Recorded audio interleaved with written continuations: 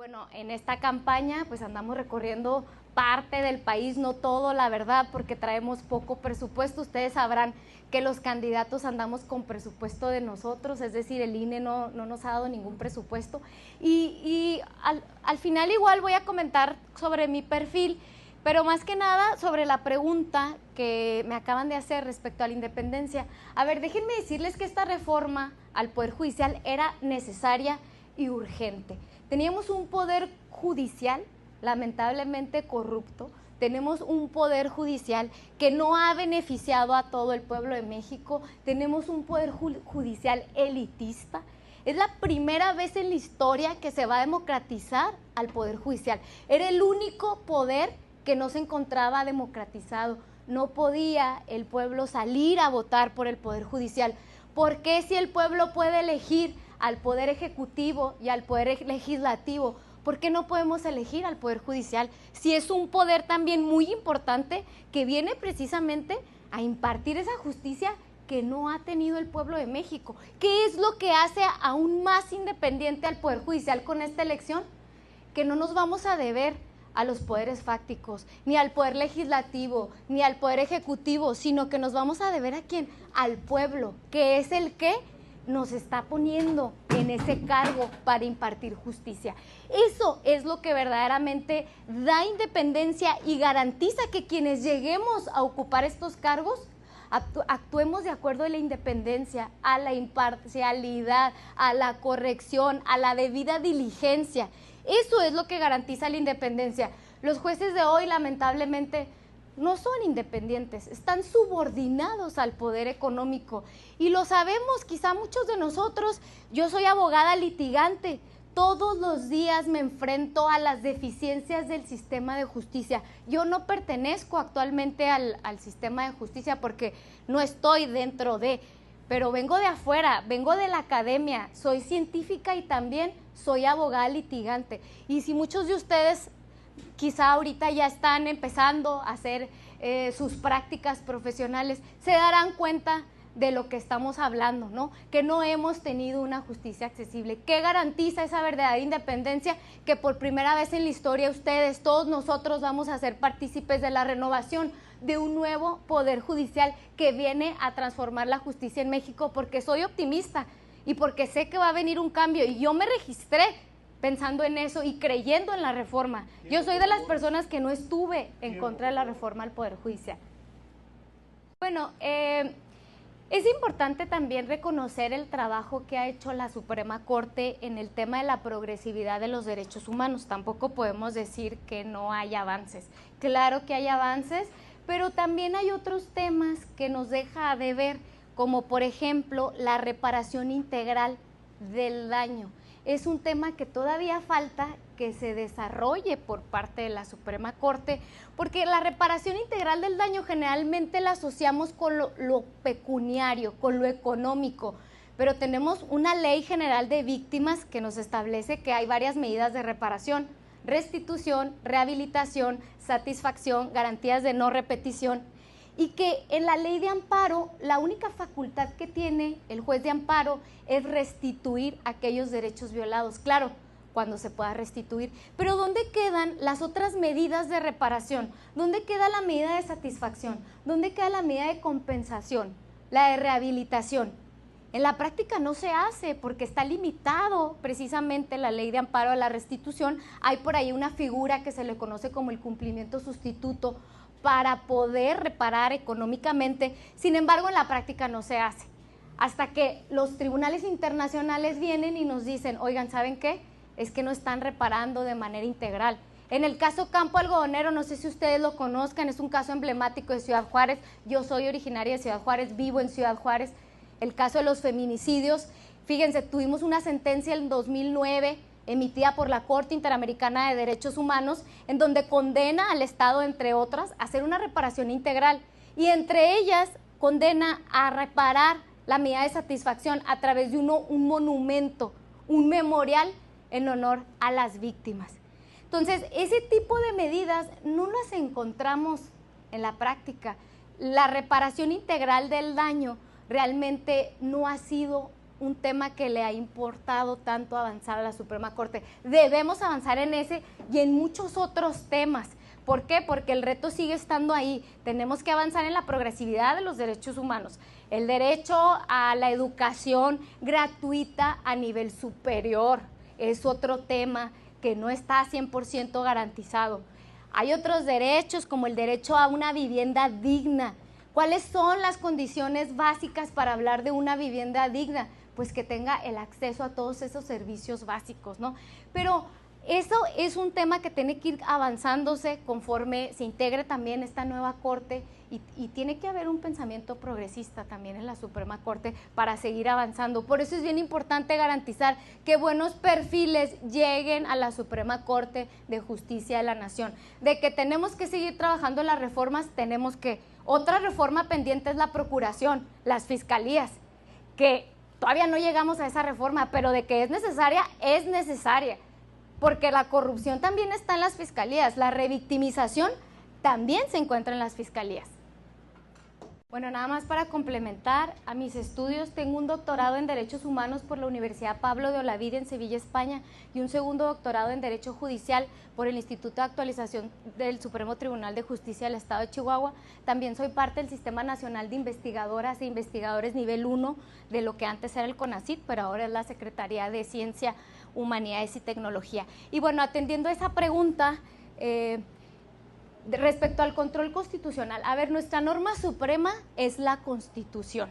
Tenemos también por ahí, los que ya llevaron ahí derecho constitucional, derecho internacional, de los derechos humanos, otro control que se llama control convencional.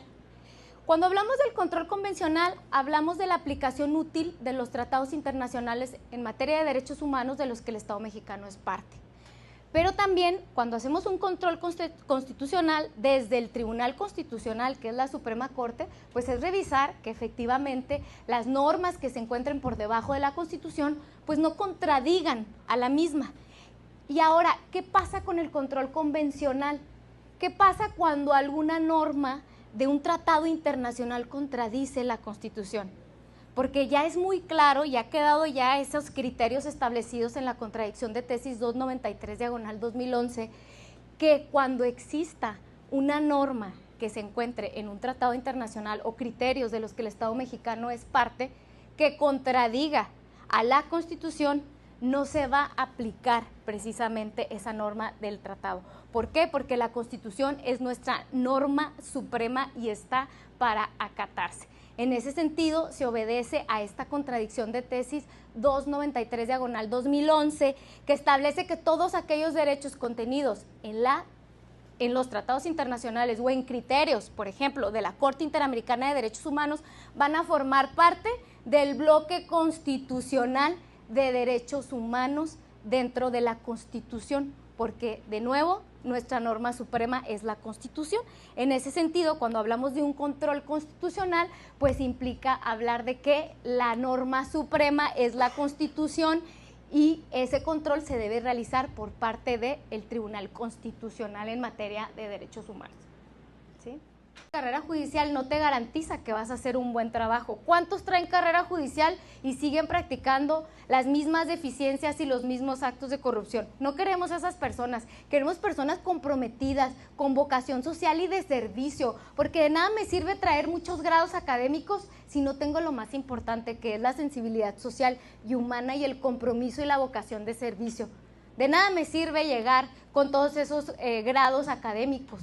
Es muy importante que ustedes revisen los perfiles, vean de dónde vienen de estas personas, las trayectorias. Yo tengo 13 años dando clases en la Universidad Autónoma de Ciudad Juárez, tengo 15 años de experiencia como abogada litigante en materia civil, familiar y amparo, y soy investigadora, parte del Sistema Nacional de Investigadores del país.